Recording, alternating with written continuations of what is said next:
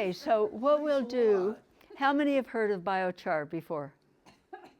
Oh, you know a little bit about it then. So what we want to do is to start with a 20-minute video about it to give us a background. And then we'll talk about each one of the areas that I have a poster on. So we'll start with John, and we want to thank him for coming and putting this together for us. John, do you think we should turn the light out, or will No, we're no. fine? Okay. Apparently I have enough, Is that good enough, or do you want this seat? No, this is great. Lumens? yeah, we do. There it is.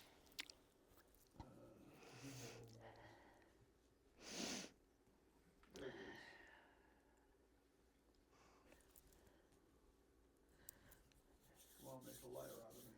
In 1966, a Dutch soil Can you turn the scientist sound named off or not? Wim Sombroek walked What? through the Amazon rainforest and found something that should not exist. Black soil, 6 feet deep, fertile enough to grow crops continuously for 2,000 years in one of the most nutrient-poor soils on Earth. The Amazon rainforest looks lush because all the nutrients are locked in the living trees. The soil underneath is toxic red clay. When you clear the forest, you remove that living nutrient bank, leaving only infertile dirt that becomes barren after just 2 harvests. Rain washes away what little nutrition exists, and modern farmers abandon fields after a single season. But scattered across the basin, Sombroek discovered patches of coal-black earth containing 3 times more organic matter, 70 times more charcoal, and 18 times more carbon than surrounding soil. Soil that had been feeding people since before the Roman Empire.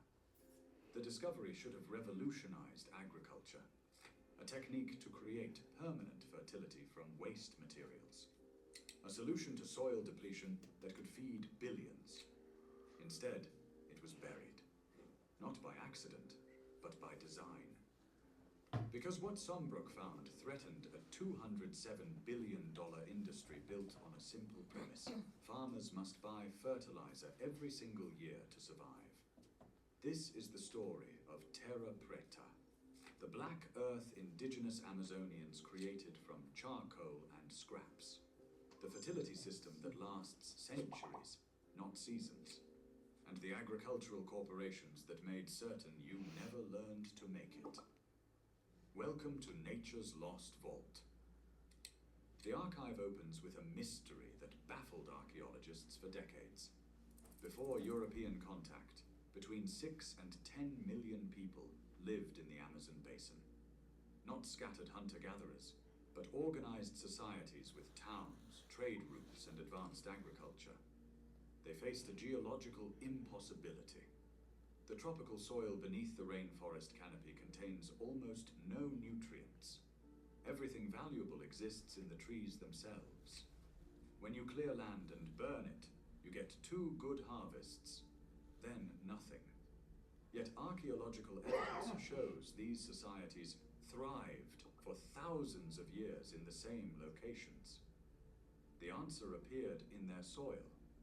Terra Preta de Indio, dark earth of the Indians.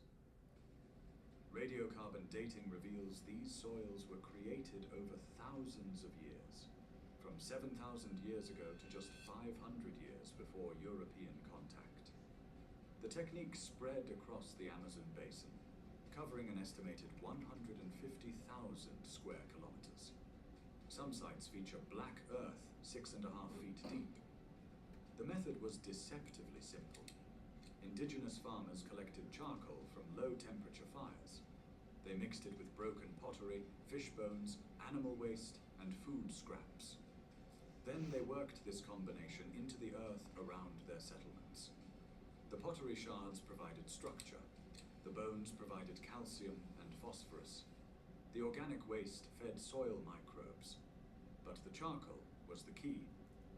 Unlike regular compost that decomposes in months, charcoal remains stable for millennia. Its porous structure creates a high-rise apartment for beneficial bacteria and fungi. Its electrical charge binds nutrients like a magnet, preventing them from washing away in tropical rains. Analysis reveals phosphorus levels 200 to 400 milligrams per kilogram of soil, 20 times higher than adjacent areas.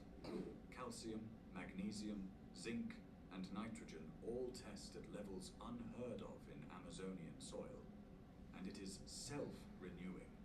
When microbes colonize the charcoal's pores, they multiply and die, adding fresh organic matter continuously. Terra preta plots actually expand over time. Farmers in Brazil still seek out these black earth patches because they are the most productive land in the region. For thousands of years, this knowledge sustained millions of people in an environment where modern agriculture fails after 2 seasons. Then Europeans arrived. Spanish explorer Francisco de Orellana traversed the Amazon in 1542. He reported densely populated regions extending hundreds of kilometers along the river. Cities, agricultural fields, populations exceeding even those of today. Within 150 years, over 90% of that population was dead from smallpox, measles, and warfare. The survivors scattered into the rainforest interior. The knowledge of terra preta creation went with them. The technique that fed millions for millennia disappeared within a single generation. For 3 centuries, the Portuguese portion of the basin sat untouched. The black earth patches remained, still fertile, still producing, but no one knew how they were made. European soil scientists saw the dark patches and assumed they were natural formations, unusual volcanic deposits, perhaps. The idea that indigenous people intentionally created superior soil seemed impossible to colonial minds that viewed native populations as primitive. The terra preta sites were catalogued as geological curiosities, nothing more. Until Wim Sombroek published Amazon Soils in 1966. He documented the Black Earth's exceptional fertility and its widespread distribution. He proposed what was then a revolutionary idea. These soils were human-made. The archaeological evidence supported him. Every terra preta site contained pottery fragments, stone tools, and remains of human habitation. The charcoal was not from forest fires. It came from controlled, low-temperature burns designed to create char, not ash.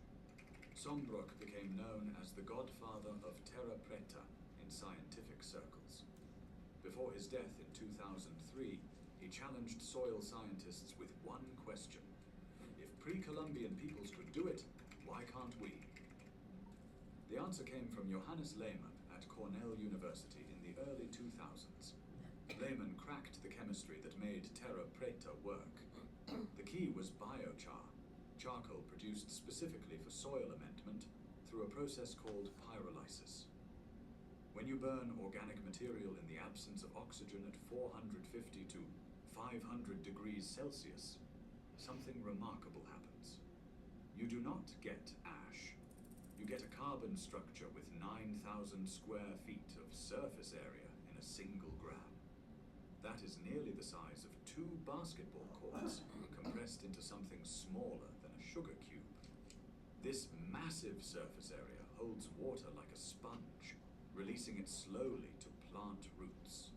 It binds nitrogen, phosphorus, and potassium, preventing nutrient leaching. It houses billions of beneficial soil microbes in its porous structure, and it sequesters carbon for thousands of years. Laboratory analysis revealed terra preta contains carbon that is over 2,000 years old. Still stable, still improving soil fertility. The term biochar was officially adopted at an international conference in Birmingham, England in 2009. Research exploded. Field trials across 6 continents validated what indigenous Amazonians knew millennia ago. 4-year trials in the Philippines and Thailand showed 16 to 35% yield increases for rice. Field studies in Ghana demonstrated 30% improvements in maize production. Mediterranean durum wheat yields jumped 30% with biochar application. Meta-analyses of over 400 field trials confirmed an average 16% long-term yield increase. Some crops showed improvements up to 48% when biochar was combined with organic fertilizers. The science was undeniable.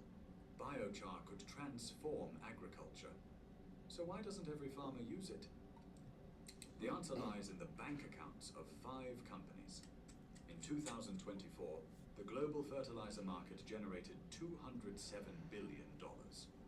Nutrien, Yara International, Mosaic, CF Industries, and ICL Group control over half of that market. Their business model is elegantly simple.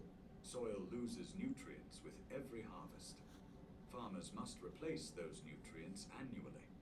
Synthetic fertilizers provide nitrogen, phosphorus, and potassium in concentrated, fast-acting forms. And they are expensive. The average American farmer spends $200 to $500 per acre on fertilizer every single year. For a 1,000-acre operation, that is $200,000 to $500,000 annually, forever. The fertilizer industry depends on that subscription. Now look at biochar. It reduces nitrogen fertilizer requirements by 15 to 25%. It prevents phosphorus leaching, meaning farmers need less supplemental phosphorus. It improves water retention by 10 to 30%, reducing irrigation costs. And it lasts for centuries. One application of biochar continues improving soil for 100 to 2,000 years. You apply it once, maybe refresh every few decades. But you never need to buy it annually. The math is devastating for the industry. A farmer spending $300 per acre annually on fertilizer invests $30,000 over a century. Biochar costs $90 to $400 per ton for commercial product. Even at premium prices, a single application costs less than 2 years of synthetic fertilizer. Or you make it yourself from waste for free. That is the real threat. Biochar can be produced from agricultural waste, corn stalks, wheat stubble, tree prunings, rice husks. Manure, the very materials farmers currently burn or send to landfills. Instead of buying fertility, farmers could create it from waste. No patents, no annual purchases, no dependence on corporations. For these companies, this is not a product. It is a system failure. The fertilizer industry faced a choice: adapt or suppress. They chose suppression, not through outright bans, through strategic silence. Agricultural extension services, largely funded by fertilizer companies, do not mention biochar. Land-grant universities, dependent on agribusiness grants, conduct limited biochar research. The USDA has published some studies, but you will not find extension agents teaching farmers how to make biochar. Farming magazines, funded by fertilizer advertising, feature articles on the latest NPK blends, controlled release formulations, and precision application technology. You will find almost nothing about biochar. The global biochar market in 2024 generated $541 million, growing at 13 to 17% annually. That sounds impressive, until you realize it represents 0.2% of the fertilizer market. 0.2% for a technology that could replace synthetic fertilizers entirely. The suppression is not dramatic. It is bureaucratic. A technique that could revolutionize agriculture simply is not taught. Universities do not include it in agronomy curricula. Extension services do not demonstrate it at field days. Equipment manufacturers do not build commercial-scale biochar production units. And farmers who have never heard of something cannot use it. But the knowledge exists. The science is published. The technique is ancient. You just need to know where to look. Making biochar does not require industrial equipment. Indigenous Amazonians did it with fire pits and patience. You can do it in your backyard with materials you probably already have. The goal is pyrolysis, heating organic material to 450 to 500 degrees Celsius in the absence of oxygen. This causes the wood to char rather than burn to ash. The simplest method is the cone pit. It is free and requires only a shovel. Dig a cone-shaped pit in bare ground, about 3 feet across at the surface and 2 feet deep. Start a small fire at the bottom using dry twigs and kindling. Once the fire is established, add slightly larger pieces of wood. When those pieces develop a layer of white ash on their black surface, add the next layer of wood. Continue layering as the fire grows. The cone shape creates a flame cap at the top that consumes oxygen before it reaches the lower layers. This creates oxygen-poor conditions below, causing pyrolysis instead of complete combustion. When you reach the rim of the pit and the top layer shows white ash over black char, quench everything with water, not a sprinkle. Drown it. You need to stop the combustion instantly. What remains is biochar. Let it dry, then crush it into smaller pieces. Bag it and crush it with your feet, or pound it in a bucket with a piece of wood. The goal is particles that pass through a soil sieve, but do not put it in the soil yet. Remember, biochar is a sponge. If you put it in fresh, it will suck up the nutrients from your soil. You need to charge it first. Soak it in compost tea, worm castings, liquid kelp, fish emulsion, or even diluted urine for 24 to 48 hours. Fill those microscopic pores with life. The biochar absorbs these nutrients, then slowly releases them when applied to soil. Then mix it into your garden. You only need to do this once. Research shows benefits at application rates as low as 0.5 ton to 2 tons per hectare each year. You do not need to bury your garden in char. A handful mixed into planting holes begins improving soil immediately. For larger operations, 10 tons per hectare provides dramatic improvements, especially in poor or degraded soil. That charcoal will remain in your soil, housing microbes and holding water when your grandchildren inherit that land. The story of terra preta reveals a pattern we see repeated across agriculture. Indigenous knowledge that worked for millennia, erased through colonization, rediscovered by scientists, then suppressed by industries threatened by its implications. The technique is not complicated. Fire, charcoal, organic matter, time. But teaching it would undermine the entire synthetic fertilizer model. An industry built on annual dependence cannot accommodate a solution that lasts centuries, so they do not teach it. Agricultural schools train students in NPK ratios, controlled release formulations, and precision application technology. They do not mention that indigenous Amazonians solved soil fertility 7,000 years ago using charcoal and fish bones. Extension agents funded by fertilizer companies do not demonstrate biochar production at field days, and farmers who have never heard of something cannot use it.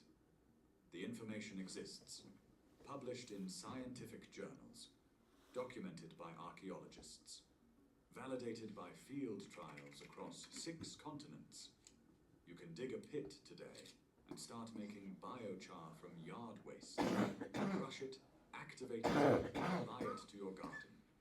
And it will still be improving your soil when your grandchildren inherit that land. That is what terrifies the fertilizer industry. Not that biochar might work, that it works too well to be controlled. They cannot patent charcoal. They cannot monopolize a technique that humans invented 7,000 years ago. They cannot force annual purchases of something that lasts for centuries. So they chose silence. But silence only works when people do not know to ask questions. Now you know. The Black Earth is real. The science is solid. The method is simple, and it is waiting in your backyard, buried under agricultural dogma and corporate interests that profit from keeping you dependent. The choice is yours. Keep buying fertilizer every year, or spend a weekend learning what indigenous Amazonians knew millennia ago. The soil does not forget. Terra preta sites in the Amazon are still producing food after 2,000 years. Your garden could do the same. The next vault opens soon.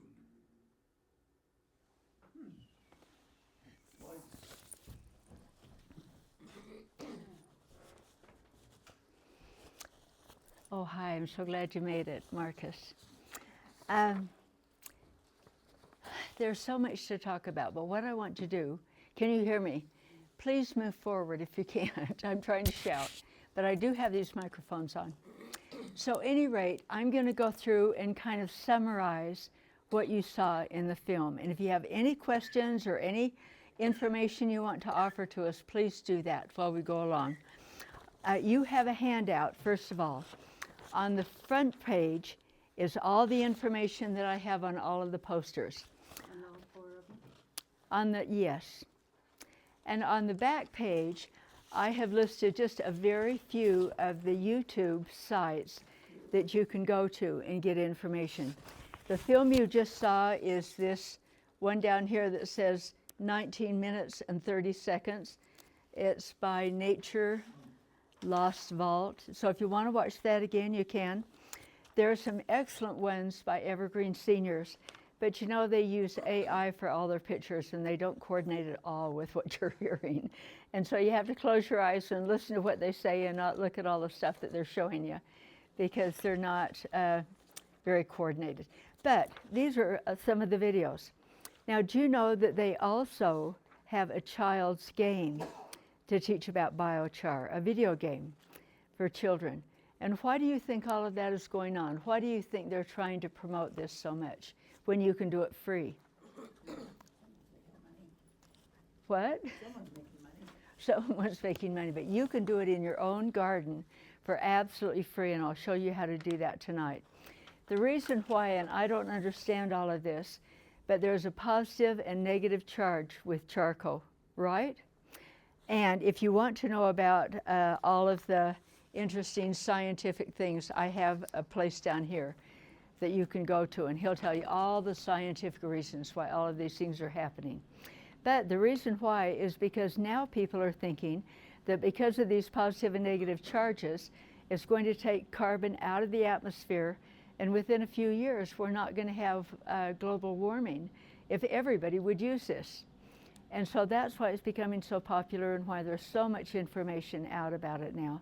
People are really trying to get corporations and everything on board with it. But there are a lot of professional places. One is in Park City that you can buy a bunch of biochar for. If you ever go to Lowe's or Home Depot or anything, or I think, what was the name of that Tractor Supply? I think you can get it online in bags from some of those places. If you don't want to make your own, you can get commercial. But don't ever put it in your soil without charging it. Because what will happen is all those wonderful little bio microbes and everything in your soil are going to gather in the charcoal. And for the first 2 years, your plants are going to really suffer. But if you want it to start acting quite soon, you have to inoculate it or charge it before you put it in your soil. And I'm going to show you how you do that with various things. So what you're saying is commercially bought biochar is not inoculated. No. Well, some of it says that it is, but I wouldn't trust it if you want to know, because I really would want my soil to come alive right off the bat. And if you go to YouTube, you're going to find 2 or 3 videos that say, do not use biochar. But when you get into them, they'll say, because if you put it in your soil without inoculating it, then you're going to draw all the microbes and everything that first 2 years, and you don't want to do that. So make sure you inoculate it. But let's go over here and just go through things. So let's talk about the practices today. What if something happened that we couldn't buy fertilizer? I mean, what if the shelves went bare for some reason and you could never buy fertilizer or any of the things that you do buy in the stores, and you really had to only depend on yourself for that. It would be difficult. Or what if thousands of people came to our area and wanted to live and have good food? We need to be able to produce really good, healthy food for all of them. You Linda? can do a biodynamic compost pile. You have to do that every year. Yes. If you have this wonderful compost pile like they do every year, you can definitely do it. Or if you have all this animal stuff going on in your house, like the Kimballs do, that would work out just fine. I have tried to have a compost pile for 4 years. I can't get my water system to work right. You can't have compost without having it moist and have it work, because otherwise it's like, what do you say? It's like an archaeological dig. Yeah. That's my compost. I dug down 4 feet. If I count one pile, there is some perfectly solid pea pods. Yeah. And what if we don't have very much water? I mean, what if the drought gets worse? Just 1 second and I'll choose you. If the drought does get worse, this is one of the things. I'm going to tell you about another thing that would work. But this is one of the things that helps reduce water. You still need some, but nothing like, you know, every day we water all of our stuff. And once you water this right, it's supposed to hold a little bit of water and help nourish your plants in that way. Yes? Well, my wife's been bugging me about biochar for 6 months. Good for her. So I Yeah, started- your wife. started making it. Okay. I've just been mixing it into my compost pile, which is 90% coarse manure. Yeah, that's So fabulous. That's gonna charge it okay. It's not Oh, absolutely. That's completely wonderful. It's And wonderful. she has had me keep it in 5-gallon buckets by the back door and, watered it with dilute urine Yeah, before going into the compost pile. that is wonderful. Let me tell you a couple of things about that. Jane, did you want to say something? Were you No, I putting- just was hoping that that pic is. Did you get a handout? Okay, right here in the back someplace. We've got a handout for you.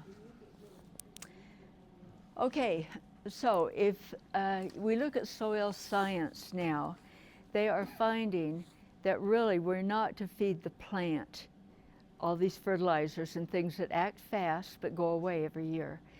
Soil science is saying if you have a really healthy bioorganisms in your soil, then the plant, its most wonderful design, the plant will take out of the soil what it needs. Every plant doesn't need the same stuff. And so each plant will take what it needs if you have a variety of microorganisms in your soil. Does that make sense? Okay, let's go on to the next thing. Terra preta, you heard all about that. So what is biochar? Now, you can make biochar for free yourself in 2 or 3 ways, and I'll teach you how to do that. But you have to do it without oxygen. So if you are Scouters, Girl Scouts, Boy Scouts, and you know to build a cute little fire that's like kind of a teepee, you know, and blow on it so oxygen gets in and keeps the fire going, that's opposite to what you want to do.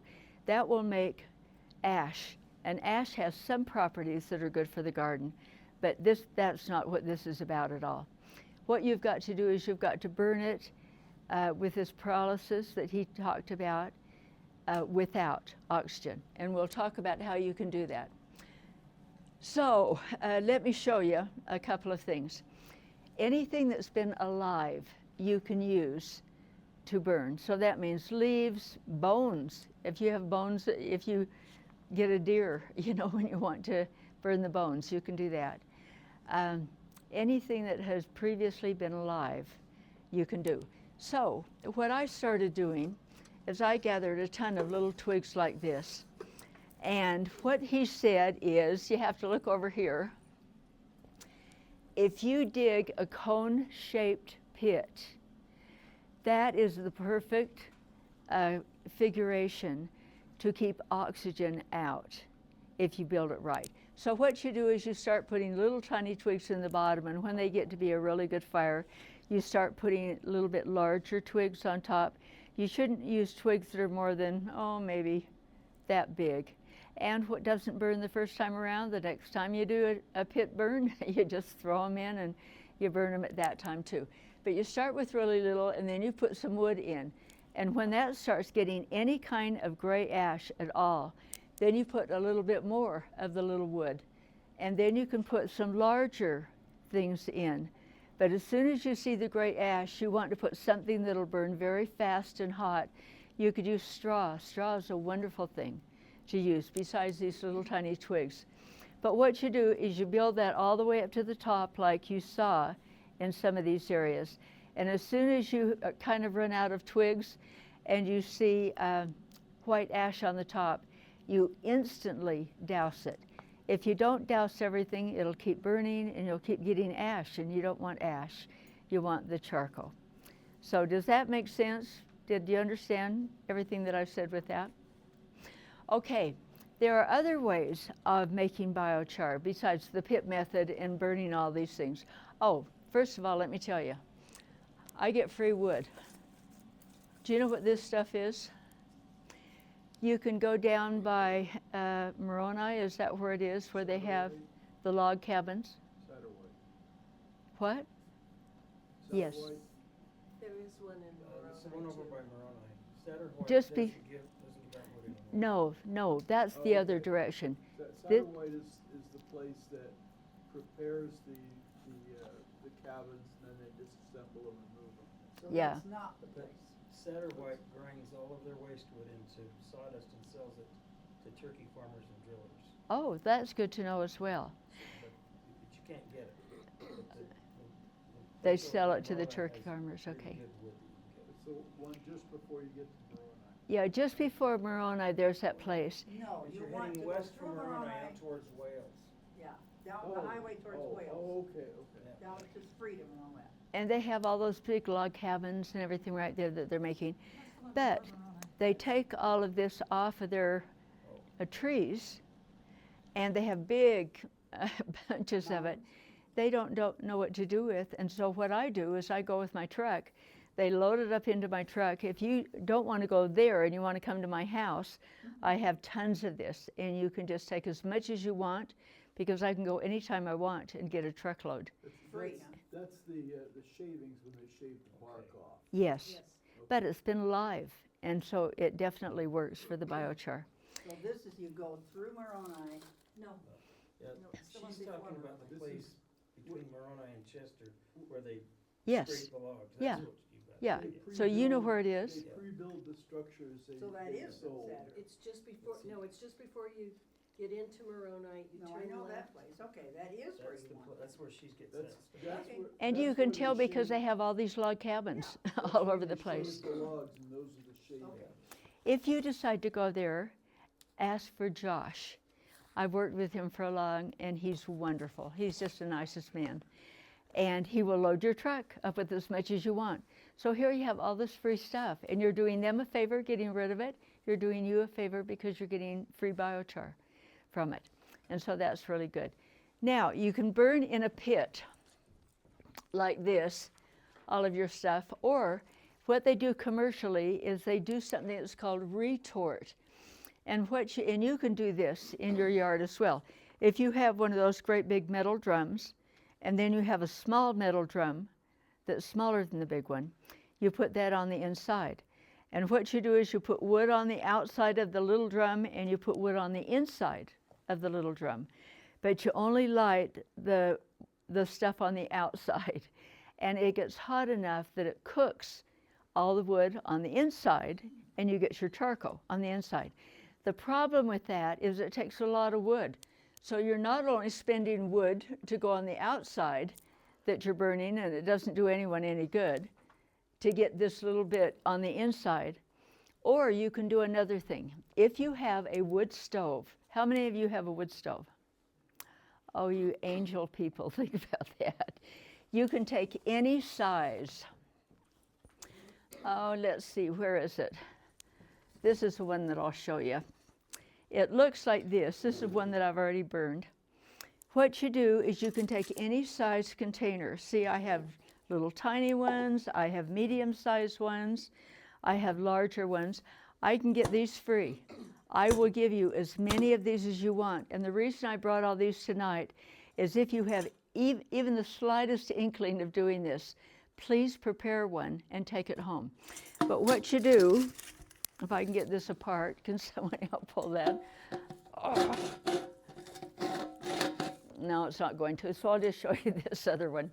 This is what it looks like. I bought one of these, and what it does is you take these number 10 cans and you go all the way around the top and you crimp it all the way around. Oh. This wonderful man knows so much about it. So will you explain? Well, this is what we did today. We cut, these are dried apple branches, and we cut them so they just fit in the can. And then we put 3 holes in the top. She's got 4. It probably will be good with 4. I did it with 3 and it worked real well. Seal that in there and tighten it down. And then we build a fire in the barbecue with a lot of wood. Got the fire blazing, and then we set that in the middle of it and kept piling sticks around it so it could fire burnt. Then the white smoke started puffing out of here, and we just watched until all of the smoke was gone. It didn't smoke anymore. And that means that all the combustion in there is done. So then we just lifted this out of the deal and set it on the ground and let it cool for about an hour. It was cool enough to touch. Pulled it out, and all those sticks were just black twigs. And then I have another can. I had another can like this that we tried several ways to crush it and break it up. You can break it with your hand, but it doesn't leave big chunks. So we put it in one of these a little bit at a time. We had a 2-pound sledgehammer that we just took the handle and went with the hammer like this into that can and pulverized it and put it in the cut deal, and we did that about 3 times. That made enough probably for 5 or 6 cups of biochar. I have some of it back there, and I have a garden that has like 3 30-foot, 15-inch wide beds, and from what I understand, I'm just in the process of doing this, that you need about 1 cup to do 10 foot of that. So I only need about 4 times of doing this, and I've got my whole garden charged up. Anyway. Now, how do you charge it? How are you gonna charge it? I'm gonna use rice water. And so, if you know when you rinse your rice, and you get that milky water, Yeah. don't throw it away. You save it in a bucket, and you save it for about 5 days, and it ferments. And so it's got all this activity in there, it's got microorganisms and stuff in there. So you drink it then? You could if you like. Ferment, huh? But then what I actually did with that is, because I didn't have my biochar, I actually sprinkled it into the soil. And if you've got soil that's compact or just a lot of clay and it's not doing very well, it's not producing, and you dig in there and there's no worms down there and nothing's happening, it's all dead. Well, you take and loosen it up at the surface a little bit so the water will penetrate, and apply that rice water on it. And in about 3 or 4 days, you dig down in there, some worms are coming. Because it starts to penetrate, break it up, starts the activity. So before you cook rice, you're gonna rinse it. Yeah. But you rinse it into something, keep that water for Don't 4 or dump down 5 the drain. Most people just Yeah. dump it down the drain, but no. No, just don't. Save it. Save it for 4 or 5 days, let it ferment, Mhm. and then you could charge it. Yeah. So what it is if you get a quart, or 32 ounces of rice water that's fermented, that'll make about 25 gallons of water that you use on the garden. So you just put it like a quart to 3 or 4 gallons at a time, and then you just apply it. So it goes quite a ways. So you can do that with this. You can take the biochar and you can put it in there and soak it, and let those microorganisms get in there and charge it, and then you just drain it out and dry it a little bit so you can handle it, and then you put that in the garden. It doesn't have to be dry to go in the garden. You can put it in while it's wet, but it's just a little easier when it's dry, so you can distribute it a little easier. Wow. And then you want to make, and she's going to talk to you about other things you want to do. And another thing you could do is charge it with compost tea or manure tea. You could do it with that too. Thank you, Marcus, Yeah. for coming. Something like if I bush would you put on your compost pile? Yeah, Like you as the back you here? could put that rice water on there, you could, then it would do the same thing as urine and all that other stuff. How about turboganic? What? Turboganic. Turboganic, oh, that's that fertilizer? That's we right put here. ourselves, yeah. I brought some of that. Yeah, I imagine you could, but I don't know if that, how many, if that has microorganisms in it? Yeah. I'm not sure, does it? It has a lot of stuff. Probably does. Is that Latinx stuff? Yeah. That's John Blatt. Yeah, it's, John's, it's about $80 a gallon. 100. Rice water's free. Yeah. Turboganic goes a long way. It's actually $100 for a gallon. I have bags of composted steer manure from Lowe's that would probably be pretty good. Be fabulous. Compost, yeah. There's a lot of people around here that need to get rid of their horse manure. Yeah. Oh, that would be lovely Shove it too. in the Pickup truck. Or some cow, but nothing that is a meat eater because that's a little strong. Well, I saw a horse eat a chicken once, but they don't normally do The that. horse So they're eats bug chicken. eaters. Thank you so much. I loved all that information. We have found out that not only can you use wood, but one of the very best things that you can use to make biochar are banana peels. Who would believe it, right? So after you've eaten your bananas, you take the peels, you just chop them up. And what I do with mine is, oh, here it is. I don't have a wood stove yet, but I'm hoping to have mine installed pretty soon.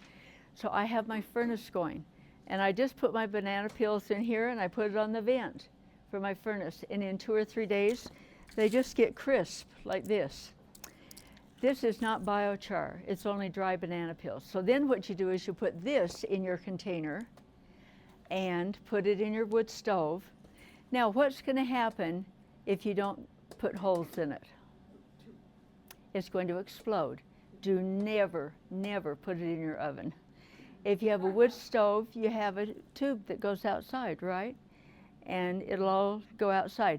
Or Marcus put it on his barbecue, right? Or you can do it outside in a pit or anything you want to do. I didn't do it with gas, so I just used the wood. Quite a bit of coals, set it on the coals, and then I built fire around it so that it was completely encased in flames. Sounds Got really great. hot fast and just started going. Guess And- the microwave's pretty much out of the I question. guess. Especially with the metal. Why don't you try that, John, and let us know how it goes? How would that be? So I brought nails, and I brought a hammer, and I brought this so that you can make your own things. But what you have to have are these holes. And you know, it's so fun because if you put that where you can see it, if it's in your wood stove, it's just a kick to watch all that fire coming out of those holes. But the very second that it is through coming out, that means your biochar is done on the inside. And so you don't want to keep it in there to keep burning and burning and burning. So you take it out. And what I do with mine is I put it in something like this so it doesn't burn me. And don't put it on your carpet or something like that. You want to take it outside and put it on concrete or down your basement on concrete or something that will help cool it without burning anything, because it's going to be really, really hot. Make absolutely sure that the gas that comes out of those holes doesn't get in your house. Yes, right. Make sure it goes up your chimney or somewhere, but not in your house. Yeah.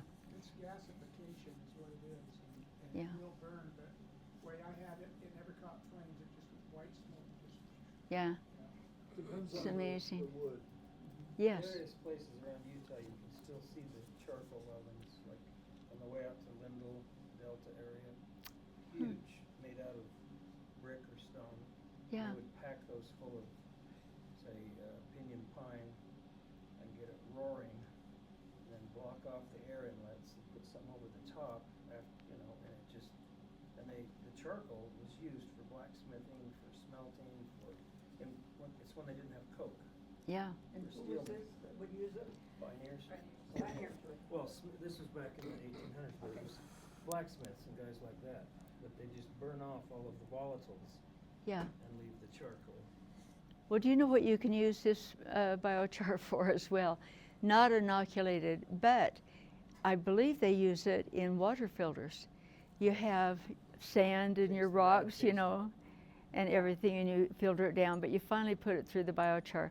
And just in case you have Giardia or something else in your water that really doesn't get killed by something like this, then you have to boil it a little bit.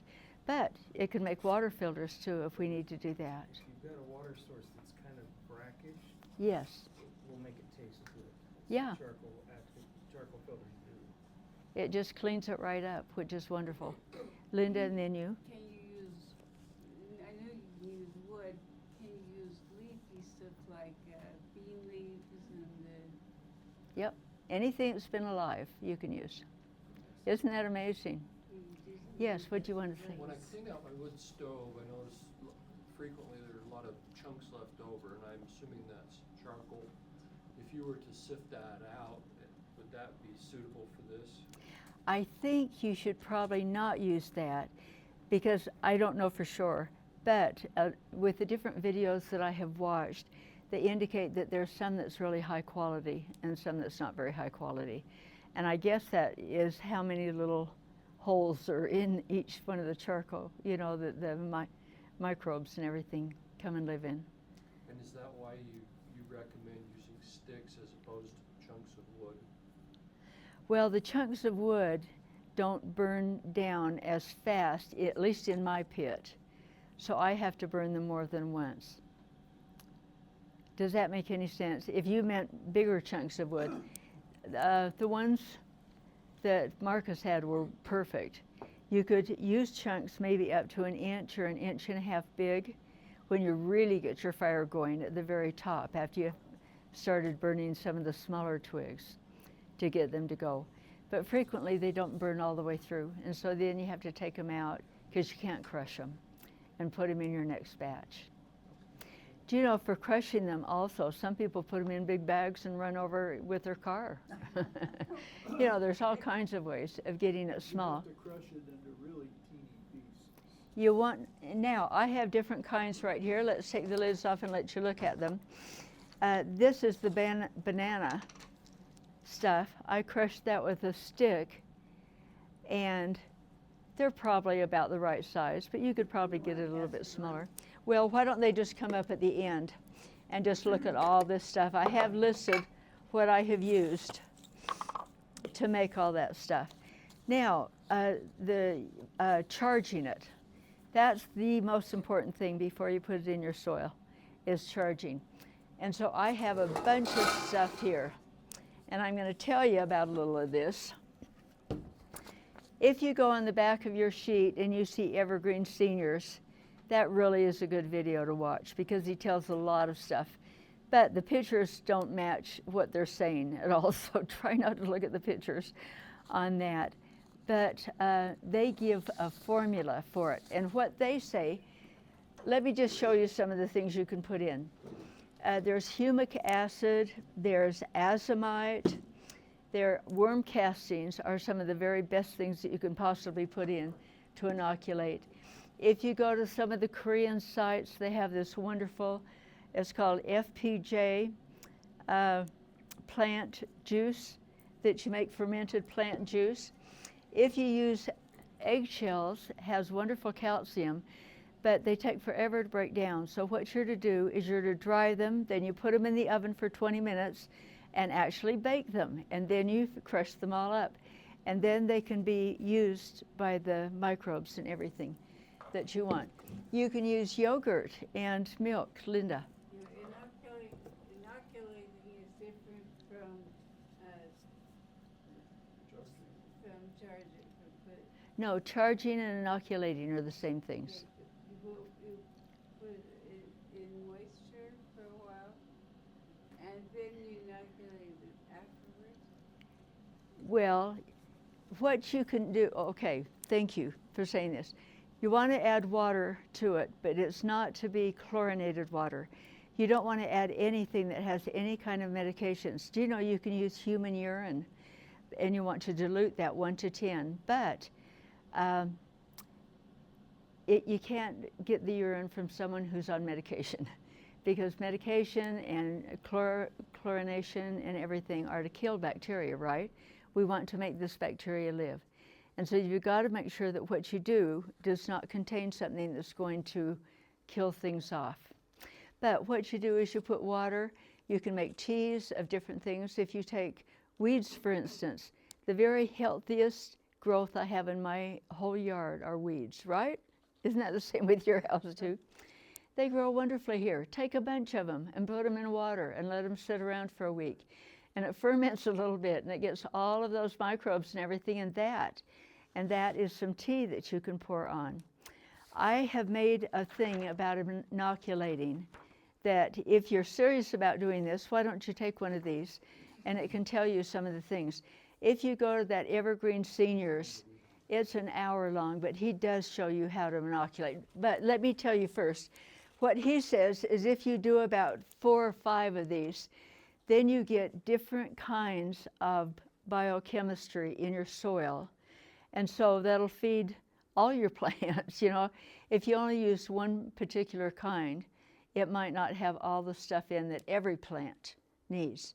But if you have a little combination of things, like azomite, for instance, that has all the Nutrients. not only nutrients, but minerals is what I'm thinking of. It just has a lot of different minerals. And you want to get that in your soil as well as some of the organisms. Do you know molasses is great? Brown sugar is great when you're doing these sorts of things. This is wonderful. This, I don't know how you pronounce it. Mycorrhizal, do you know all about that? You can buy that. That is a wonderful system. You can also make this if you look at the Korean methods of how they ferment stuff. What are some things? Oh, that's urine. Do you know that yeast that you make bread with is wonderful in order to have that take place? It's turboganics and fish fertilizer. But what the point is about that is the more variety that you can put, like manure and some of these other things, and put them all together. Put them in water, put your biochar in, mix it around, keep it for a minimum of 3 days or longer, and let it really get fermented, and then put it on your garden. One other thing I just learned watching another video is that you can take the rice water and mix it with the milk. And if you've got some milk that's just starting to go sour, that's the best. Yeah, that is. That's what this is about. This old milk or yogurt is a really good thing. Any more comments about that? Okay, now putting it in your soil. I've been thinking about this and it just came together. Okay. 2 reasons why I'm interested in this. One is to make my current gardens much more productive and therefore healthier. Okay. The other is there may come a time when I'm going to depend on my garden for my own life. Mm-hmm. And some of these expensive, exotic things that you're showing to inoculate may not be around or I may not be able to afford them. So I'm going to be looking for something like the rice water, something that is essentially free in order to do my inoculation. So There's one other thing. I can answer that. One Go other ahead. thing that we never covered, and that is that we're all getting older, and we're not trucking around 50 pounds of that soil and manure and all that stuff and digging the soil up. And you don't have to do any of that if you use this method. Yeah. Here. But let's talk about that as well. But thank you. We don't want to work harder, do we? Don't we want to work easier all the time? And once you do this, you do it once. You don't ever want to rototill again, ever, ever, because that will disrupt everything. So once you get this in your soil, now what Marcus had said is it only took a cup for this long amount. There are different opinions depending on the different video that you watch. They say that 10% of your soil is the perfect amount. People have tested 1%, 5%, 10%, and they've decided that 10% of your soil. So however big the space is that you want to put that in, you need to kind of figure that out as well. Now, getting back to your situation, So once you get it in the soil, you want to just give it some compost tea once in a while, or comfrey, or urine, or something. So every little, maybe every 2 weeks or something, just put in your little or watering can and go up and down by your plants and just feed the stuff. So once you get it in and you can't afford to go places or it's not available anymore, you have all these things that are free in your own house. Yeast and stuff from your garden and weeds and other teas, compost tea. One other thing Yes. is that once you condition your soil and get this going, you don't have to do it again. Yeah, that's it. Like that first year, it's done. Yep. Second year, if you want to add just a little bit to build it up, then it's going to last for generations. So Isn't that wonderful? When I think about that, oh, that blows my mind. I love it. John? The organic part of the soil goes down only 4 to 6 inches. Okay, After 6 inches, it's basically inert. okay. So put it in the 4 to 6 inch. They say if you can get it down 6 inches, that's where the roots are That's for right. a lot of your stuff. That is You really won't find ideal. earthworms below about 6 inches. Okay, perfect. Thank you for bringing that up. Did you say? Well, What? just in the video we watched, that black soil was feet deep. But that's Yards. because of ancient times. Yeah, but I'm saying. They must have added some, you know, as they went I think along. They just kept building it up.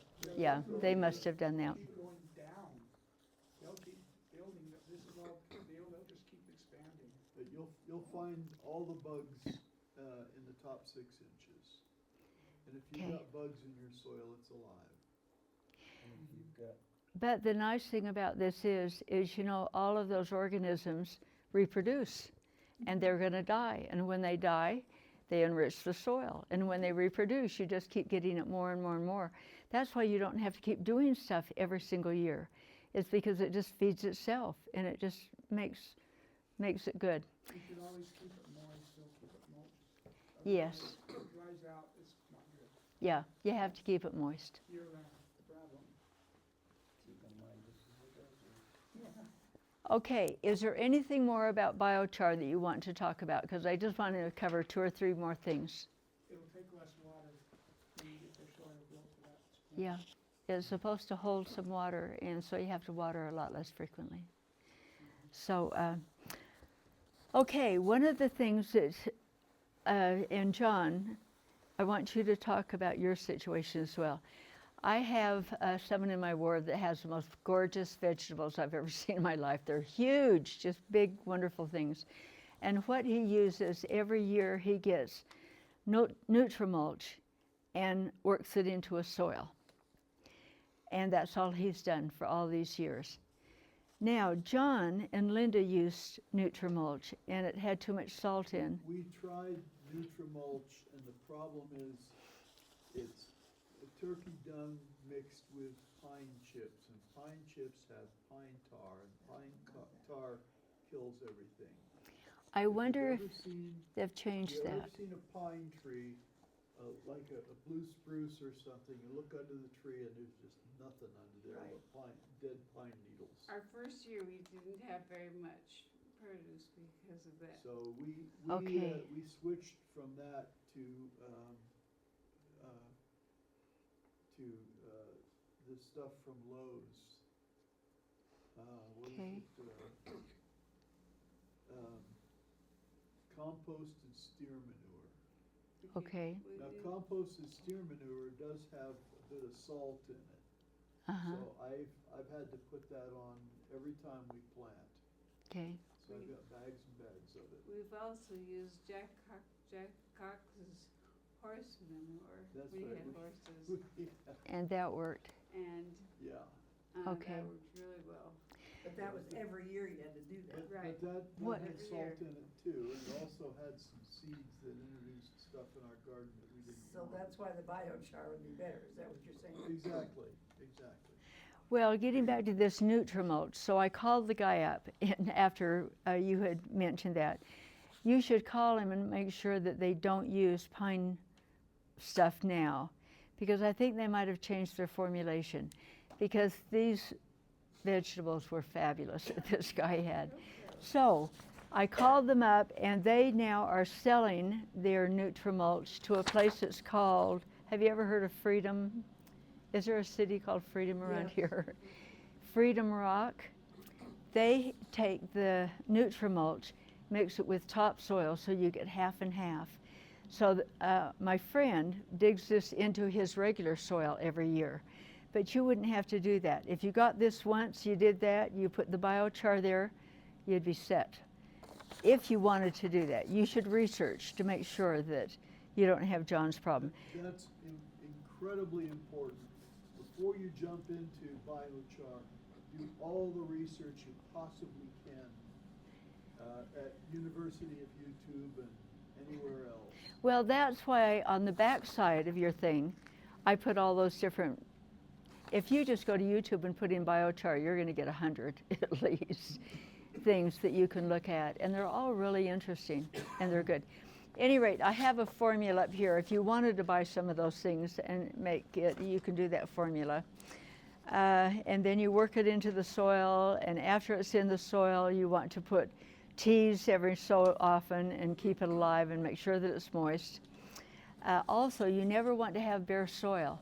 You all know that as gardeners, I know, because in nature, they don't have bare soil. There's leaves and twigs and everything all over the place. And what are some of the things that you can use as a mulch? We found that what's really helpful to keep our soil moist and to keep things going is to layer straw underneath the plants. Yes. Straw is a wonderful. Not hay. No, because that has seeds in it. It has seeds, yes. But the It will straw. grow hay. Nobody will guarantee around here that they don't have seeds, though. I've called every place and asked them, at any rate. But that's really good. Or leaves, or grass, or wood chips are also good. But I saw a video the other day that said if you take cardboard that doesn't have all that shiny stuff all over it, and you even cut that up into little areas, or even have the whole sheets and put down, that is really good about keeping your weeds down, as well as holding the moisture in, keeping the soil warm, and being a very good mulch. So there are all kinds of things. And I have that on the sheet if you are interested and you want this. If you put cardboard down on your garden, and we get a microburst, it'll all end up in the neighbor's yard. Ask me how I know. How do you know that, John? Don't ask. Don't ask. Okay, I'll just have these up at the front here. You're just welcome to come and take They do one. have something called ground staples. If you want to get black plastic, Okay. use that and put it in with ground staples every few feet. That will keep it in place. No, it won't. I have a 100 by 100 lot. I have plastic down on the whole thing because I grow weeds in abundance. And I'm not going to use that for a couple of years. And so I put those staples all over. What I've ended up doing is I have a wonderful tire place in Manti. He will let me have as many tires for free, the old ones, as I want. I probably have, 30 tires now on the plastic because I am on a wind tunnel that it just takes my plastic right up. Many of us are. So, but that's all I had. Do any of you have questions or want to add? Okay, Jane. when you say wood chips, again, you don't want evergreen, coniferous, Okay. and it isn't just pine, it's spruce, it's whatever. That's all the mills around your cut is pine. But that's Okay. not what you want for your wood chips, because it would have the same problem You with, need redwood chips. what, Redwood. is good or bad? Redwood will kill everything. Yeah. Okay. A lot of Now, these- would you please come up if you're going to use any of these? Make your stuff, take them home with you, and come over to my house and get a lot of the wood if you want to. I'm sorry, what were you going to say? What were you going to say? I was gonna say that any of these tree removal guys that shred the stuff up, those are usually elms, box elder, green ash, and they will sell you the wood Yes. chips. I have spent several $1,000s trying to put that on my 100 by 100 garden. Yeah, it takes a lot to keep the weeds down of the wood Yeah, but chips. it's gonna be better than pine. No, that's true. Absolutely.